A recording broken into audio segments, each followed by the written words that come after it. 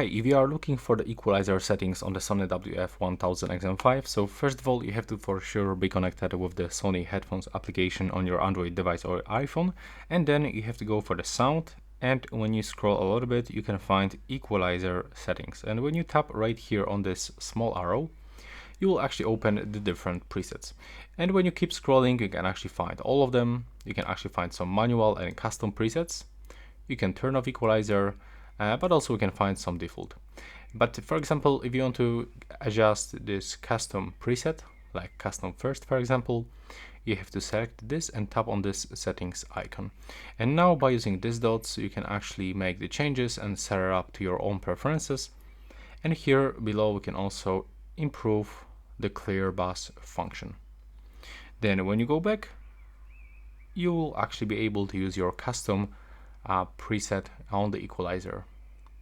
If you want to turn off equalizer, you have to just go for the off. And that's all for this video. Right now, please subscribe to my channel.